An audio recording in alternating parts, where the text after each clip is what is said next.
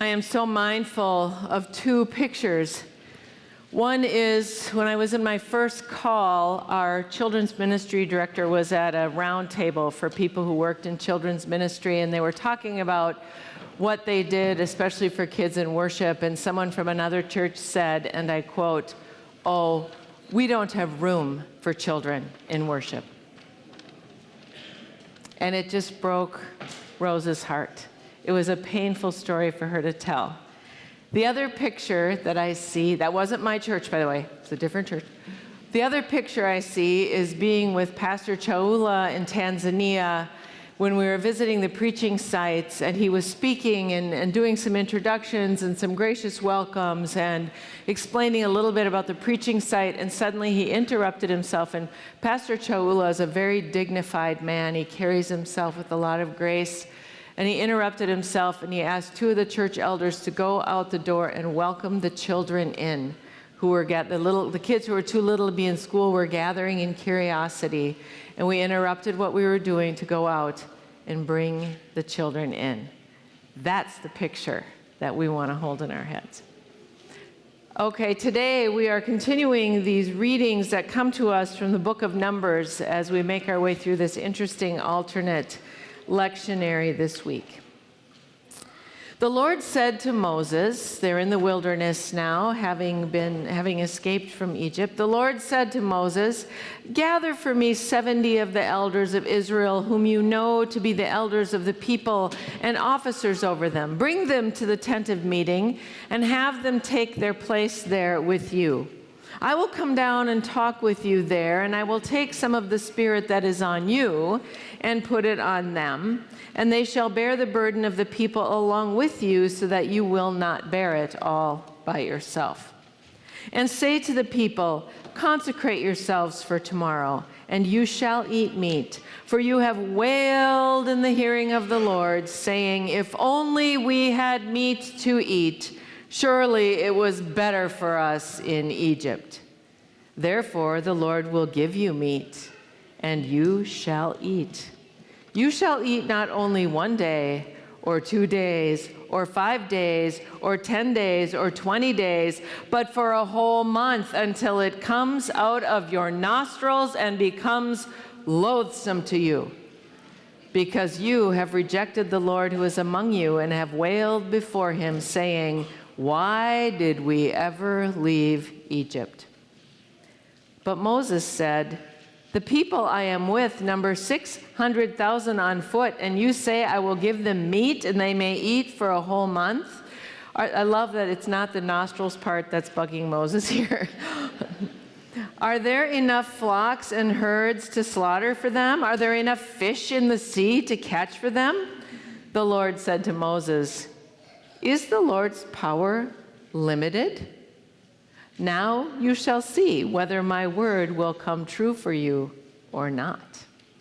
So Moses went out and told the people the words of the Lord, and he gathered 70 elders of the people and placed them all around the tent. Then the Lord came down in the cloud and spoke to him, and took some of the Spirit that was on him and put it on the 70 elders. And when the Spirit rested upon them, they prophesied, but they did not do so again. 2 men remained in the camp, one named Eldad and the other named Medad, and the Spirit rested on them. And they were among those registered, but they had not gone to the tent, and so they prophesied in the camp. And a young man ran and told Moses, Eldad and Medad are prophesying in the camp. And Joshua, son of Nun, the assistant of Moses, one of his chosen men, said, my lord Moses, stop them. But Moses said to him, are you jealous for my sake? Would that all the Lord's people were prophets, and that the Lord would put his Spirit on them. And Moses and the elders of Israel returned to the camp. Then a wind went out from the Lord, and it brought quails from the sea, and let them fall beside the camp about a day's journey on this side and a day's journey on the other side, all around the camp, about 2 cubits deep on the ground. So the people worked all that day and night and all the next day, gathering the quails.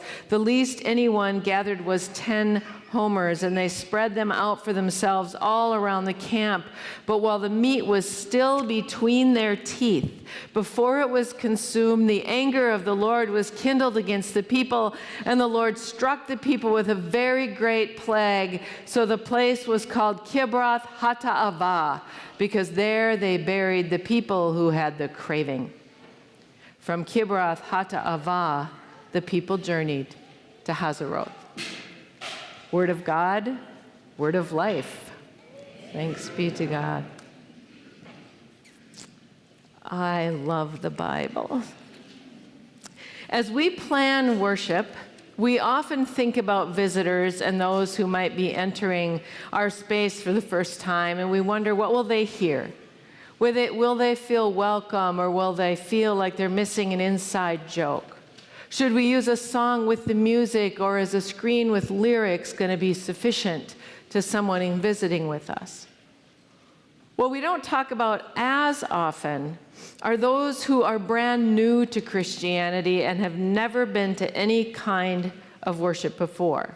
Frankly, we don't get many visitors like that. I wish we did. That would be awesome. Be encouraged to go bring them. And then a reading like this pops up. And I think how hard it would sound to someone new to the faith and new to the Bible. So I invite you to imagine a conversation like this one. Hey, Peter, come to church with me this weekend.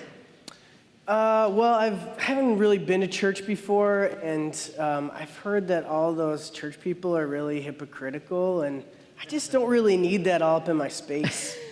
You know, I can understand how you'd feel that way, Peter, but the folks at my church are great. The message is one of love and crazy radical welcome, and you really get a sense of God's love and Jesus' compassion for the lost and the least. Come on and check it out. Grace is something you simply have to experience.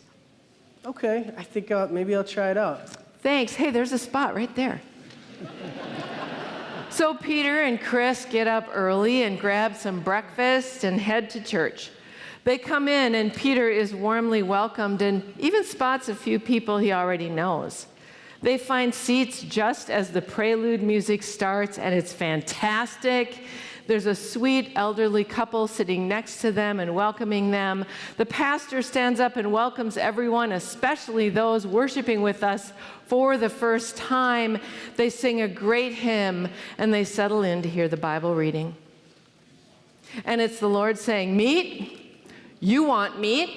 I'll give you meat. I'll give you meat for days. I will give you meat until it's coming out your nostrils. And then the Lord drops roughly 6 billion cubic yards of dead quail. Sam, help me with the math. And while they're still eating, the Lord smites the rabble who grumbled about the meat. And they name the spot where it happens Kibroth Hattaavah, which means graves of craving. Thanks for coming, Peter. I hope you'll be back next week. Imagine this reading from the perspective of someone who does not have a background in God's grace, forgiveness, and faithfulness. Imagine this reading without the sweeping narrative of Scripture to give it some context. Imagine this reading in the ears of a 7-year-old. Frankly, we had several staff members out sick this week, so I did actually think about calling in sick this morning. But I thought, no, we're going to take a run at this, so let's do it, shall we? When I was teaching confirmation, I told the students that if they remembered nothing else from the Old Testament, to remember this: God is faithful. Human beings murmur and complain. They forget and slay and steal and cheat their brothers out of their birthright. But God remains faithful from generation to generation. God's faithfulness is an appropriate lens through which to view any reading in the Old Testament. So in today's reading, we find ourselves deep in the wilderness. As we enter into the story, we have been told that there are rabble among the people, that's in the Bible, there are rabble among the people who have a strong craving for meat. And we're crying out to Moses about the glories and the abundance of the Egyptian cuisine, the fish and the cucumbers and the melons and the leeks. And the Lord became angry. Remember, the Israelites had been enslaved in Egypt. The midwives had been asked to prevent live births. I'm using a little bit of coded language this morning because we have lots of little ones today. They had been asked to prevent live births. They lived under the crush of Pharaoh's empire. Maybe the food was good. Maybe the food was even abundant, but their lives were lived toiling in a culture of suspicion and loathing and oppression. And God heard their cry for liberation and came through with a mighty hand and a strong arm to save them. And all they remember is the food? In the wilderness, they're nourished daily by manna from God. They're enabled and strengthened to be fruitful and multiply even in the wilderness. But the craving for meat grew strong among some of the malcontents who then stir the rest of them up. So God becomes angry. And this is where we get anxious. We really struggle with an angry God. Sometimes we'll try to smooth it away by saying, well, the author of Numbers needed a way to explain the way bad things were happening to the people, and so he said it was God's anger that caused all the bad stuff. But really, is God only limited to sweet sentiments and positive emotions? Isn't God allowed some anger? I would be willing to wager that some of you are in or have been in counseling because you were denied your feelings of anger as you were growing up or within your marriage. It is really common. We don't like anger, especially in other people, and so we inadvertently deny each other authentic feeling. But don't we who were created in the image of God prefer a God of some emotional complexity? A God who truly understands our own anger and indignation, righteous or otherwise? God is not a grandparent who lives to love and spoil us. The image of God as Father is not appealing to many, and it is a bit limiting, but God as parent is a lot closer to the experience. Like a parent, God has responsibility for God's people, for their guidance and their correction. And our own experience proves that it is those closest to us, those for whom we have some responsibility, who are best at pushing our anger buttons. It is critical to remember that God's anger does not displace God's love or God's faithfulness. It is a mistake to assume that love and anger cannot coexist within God.